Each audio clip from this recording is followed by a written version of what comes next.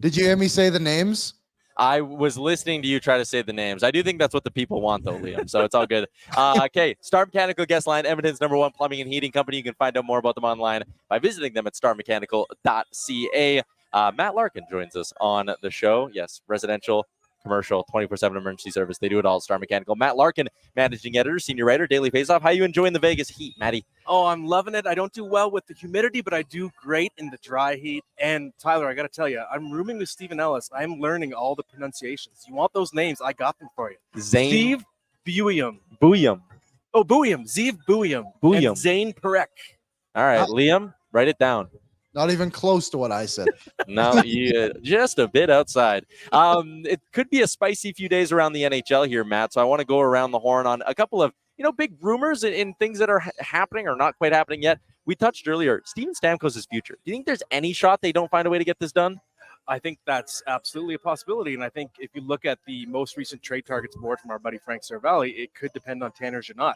So on Monday, he has a no trade that kicks in with 15 or 16 teams, I believe, and that's going to affect where they can move him.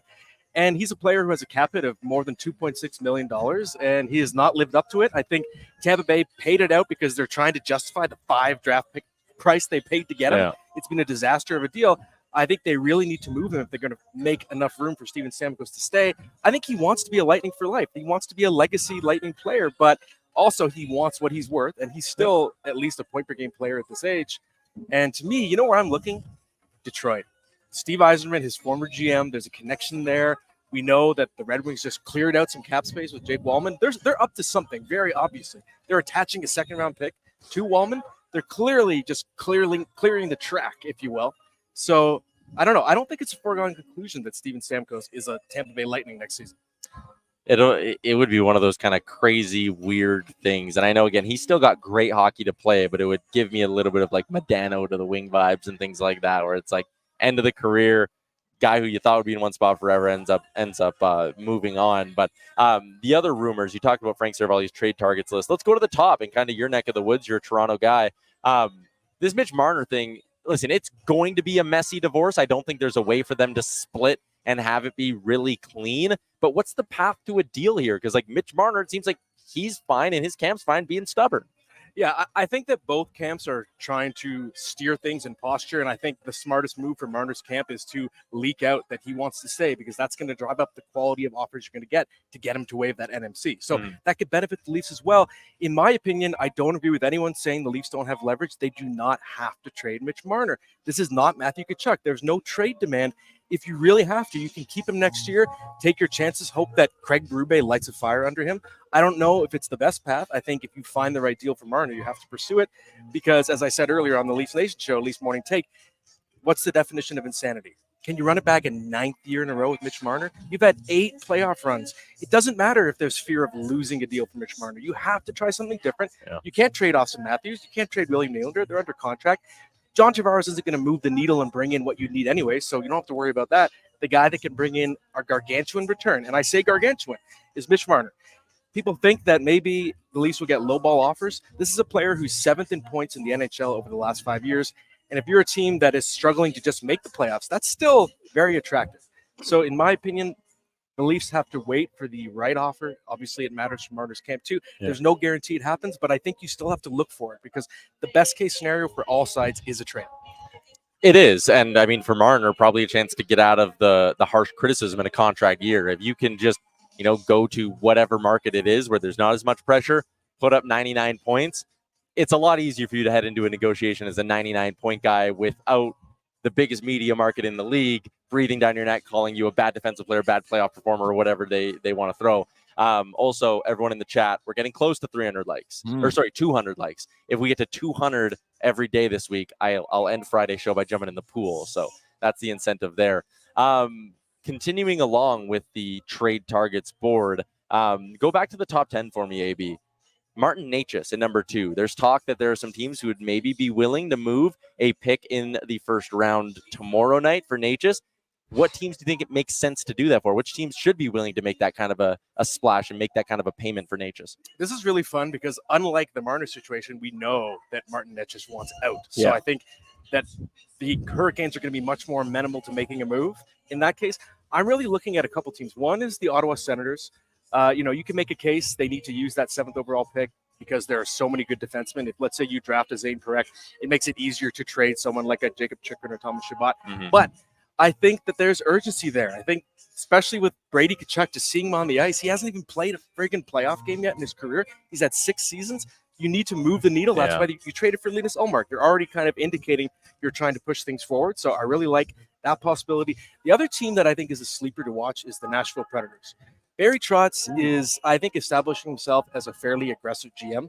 I talked to him earlier this year, and he told me that last year at the draft, he felt like GMs were testing him. He was sort of the fresh blood, and the water was chum. They were trying to lowball him a little bit. I think they know now he's someone to be respected, and I think he could be a player. And if you look at Nashville, to me, they're a much more competitive team than I expected them to be even a year ago. Roman Josi is quietly 34 years old. He's their crown jewel, and you need to take a shot while he still has good years left. And Nashville picking, I think, near the end. I think they're 22 around there, right? Near the end of the first round. Martin Necas would be a really nice fit there. They need more high-end scorers in that top 6. Liam, anything on that trade targets board stick out to you that you want to ask Matt about? Nothing on the board. I want to ask you about the Wallman trade. What did you think of the Jake Wallman trade yesterday? It just seemed very strange.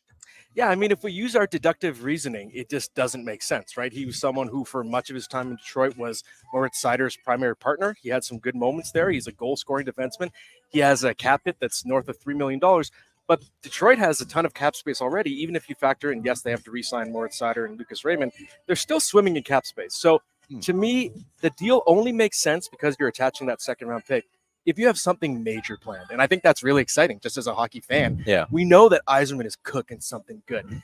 And I think if you look at his tenure, yes, you're a legend in the organization, but you can only have so much runway before the fan base gets impatient. You had a 25-year playoff streak. Now it's an 8-year playoff drought. Everybody talks about Buffalo, 13 years, NHL record. But Detroit, 8 years is quietly a lot. And I think there's mounting pressure, especially after 2 off seasons in a row, where Detroit was really aggressive, bringing in lots of veterans. I don't know if I loved a lot of the deals they made, but they're trying to win now. And to me, that's why I think Detroit is the most interesting team to watch in the coming days, because it has to be a major move. Otherwise, the deal makes no sense. Yeah. All right, we got one in the chat for you. It's going to be our Great Clips inbox question for the day. Head to greatclips.com to check things out. They are the official hair salon brand of the NHL, and your time is valuable, which is why they have the Great Clips check-in app. See the wait time, check it on your phone, get your haircut when you want. For more information, check out greatclips.com. Great Clips, it's going to be great. Connor is in and says, what does Matt think of a potential Jeff Skinner buyout? Ooh, okay. Well, I'm part of the camp that doesn't believe it's a guarantee, because if you look at the Buffalo Sabres, what do they need? Veteran scoring. They have so many young prospects, whether it's Zach Benson or Matt Savoy or Isaac Rose and Yuri Kulich, Jack Quinn. It goes on and on and on. There's a lot of redundancy there. You need guys who can help you win now. They want to break through. If you buy out Jeff Skinner, I think Kevin Adams is like, oh, you know who we need? A veteran scorer. Oh, crap. We just bought out Jeff Skinner. So I don't think it's a foregone conclusion. That said, he's interesting if he gets bought out. I really like the idea you were floating, Tyler, about the Oilers. I like that fit. I think Pittsburgh would be an interesting fit just because they are at the top of the denial power rankings. They think they can still compete. They need someone who can score. I know people are going to assume Jeff Skinner, a local boy, come back to Toronto. It doesn't make sense. His skill set is not what they need. He's the exact opposite of what they're looking for. So I don't see him coming to Toronto. But either way, he's someone that will have plenty of suitors. He's still a really great skater. He had 82 points two years ago. He's the Alex Kovalev of his generation, where you get good, bad, alternating throughout his career. But in the right situation, good Jeff Skinner can be really good. Yeah. All right. That's our look around the NHL with Matt Larkin. Liam, we do still have one more segment. You can stick around for it, though, Matt. Liam, do you have a Would You Rather for the day? I do. You told me. All right. I had one. You are prepared. It is brought to you by our friends at Greta Bar Yeg. The patio rocking. You go inside, you go outside, you play some games, boom, out to the patio, have a beer. The street food is unbelievable. The bar is legit. The arcade is a ton of fun. A summer night out at Greta sounds good to me. Liam, would you rather for our friends at Greta? What do you got? So obviously the Oilers moved away from Ken Holland as their general manager today, which gives them the opening. So would you rather the next general manager of the Edmonton Oilers be an experienced manager or an up-and-coming GM? Ooh, fresh blood or someone who's been there before. You know, they've obviously gone with the experience angle the last 2 times. Chiarelli, Holland. didn't really work. No rings under Ken Holland and an absolute dumpster fire run by our boy Peter Chiarelli. I think, and I would say it's my expectation that it's going to be fresh blood. I think that's going to be the direction. That feels like the vibe Jeff Jackson kind of gives off, is a fresh blood hire, someone who's a bit more forward thinking. What would be your best guess? Because we did hear Jeff Jackson. He spoke to the media today and said he's the acting GM, but he does not want to be the full-time GM, and he wants to get it done before starting Leon Draisaitl negotiations. So, like, probably in the next 2 to 3 weeks, we'll have this decision. Do you think they'll go young blood or? It's so funny. Just in the last minute, I kind of went through a roller coaster of emotions, just deciding what my answer is. And I think it's hard because you're thinking short term for a team that was 1 win away. And ideally, you know, an experienced GM is more likely to make win now moves, which you could argue you need. But I think that only works for maybe the next year. I think a more modern thinking GM is going to understand that you need to start restocking the pipeline, because when those cap hits on the next deal for Leon, if he stays, and of course Connor, they're going to be the biggest 2 cap hits in the NHL. I think we probably all agree on that, and they should be. So you're going to really need to start hitting on some ELCs, because your cap structure, even with the cap going up, is going to be a lot more top heavy.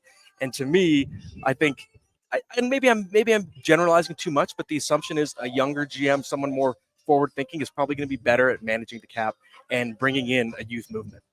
We need 8 more likes in the final 3 minutes of the show, everybody. Come on. You're almost there. Liam, which one would you go with? I think I would go with a new face and try and modernize your organization a little bit more. There's, like, if Sean Horkoff be somebody? He works in player development with the Red Wings. He's kind of seen as one of those up-and-coming-ish things. It would also be it would be a weird blend of, like, nice new school kind of fresh hire, classic Oilers, old, boys club or whatever. Yeah, and he's someone who I think is a really smart hockey mind, and he has been instrumental in developing guys like Lucas Raymond. So that's an intriguing pick. Obviously, he has the Oiler history too. Yeah, that Oilers connection always does exist. Last one I'll throw your way, Matt. Just when you go back, AB, flash me up the top 10 of the trade targets board one more time here. Winnipeg. Let's wrap this up on maybe a quick Canadian question. Ehlers, McGroarty, a team that obviously wants to contend, though. It's going to be a weird offseason, I think, in Winnipeg. It really is, especially because, again, we go back to leverage. We know that Nikolaj Ehlers wants out. He just couldn't get an opportunity there. He's one of the most efficient players in the league, and I think he deserves a fresh start. I'd love to see him somewhere like Buffalo, especially if you do buy out Jeff Skinner. I think he could really spread his wings there. But to me, I think this is a perfect trade. I want to pitch it to you guys for Rutger McGroarty. Okay. 1-for-1 to the Columbus Blue Jackets for David Yaremchuk. Both guys want to change the scenery. The Jets need help on defense. Yaremchuk's a right-handed shot. He has #1 defenseman upside. Rutger McGroarty, Michigan boy. He goes and joins his buddies, Adam Fantilli and Kent Johnson and Gavin Brindley. I think everybody wins in that scenario.